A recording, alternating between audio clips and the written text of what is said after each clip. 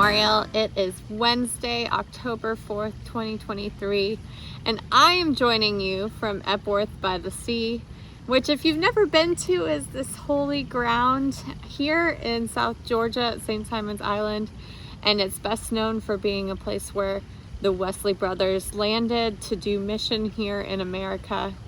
Fortunately, it was somewhat of a failed mission for them and their experience, but we are blessed with this place that reminds us of the start of everything for us here in the United States. When I am here, I also am mostly reminded of my own family and my own Methodist journey, my own Methodist heritage, and it actually works out really nicely with what we've been talking about with Charlie's introduction to our stewardship campaign, that we are together on mission. I'm reminded of my own story, of my own grandparents who were missionaries in Bolivia.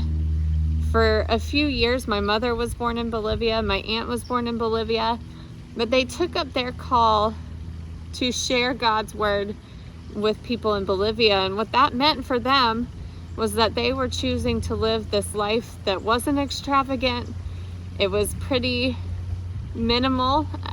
They had 4 children, and my mom tells me a lot of these stories. She remembers growing up, sharing rooms and having bunk beds and just not living a very extravagant lifestyle, which is different than some of us have experienced and grown up with. And at the same time, we as kids grew up in a way that was pretty frugal.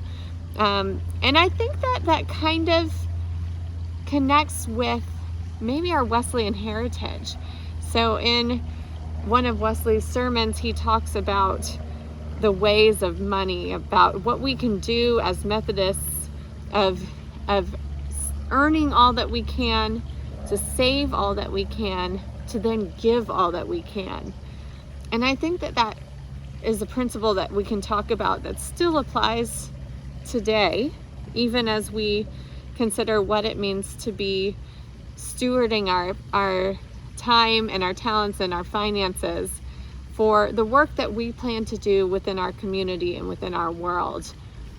Now, when John Wesley talked about saving all that you could, it wasn't in a way where you're saving it to then hoard that money, but no, we save so that we can give that money for causes, for the people. And in his case, he was talking about the class meetings where they collected funds so that the people in poverty would have a way to provide for themselves. And we have the opportunity as people who follow in this Methodist way to consider what it means to earn and to save and to give, so that we are being active participants in the kingdom of heaven.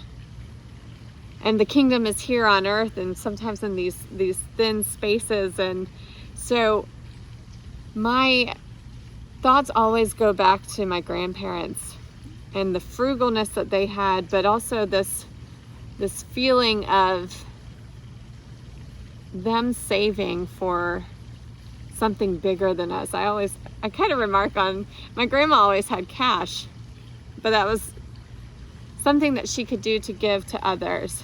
They're very generous in how they've given throughout their lives, and they still are.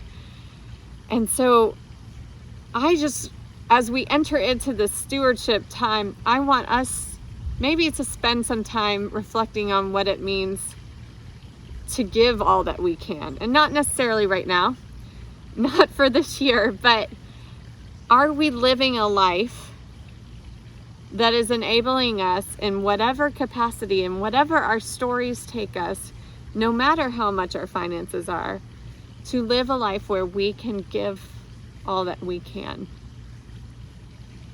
My challenge for you today is just to think about that. Think about what it would look like for you to take up that mantle for the rest of your life.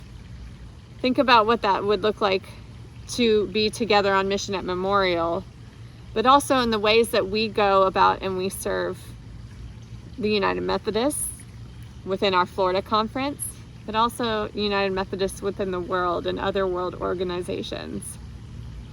So I hope that you'll join me in that this week, friends.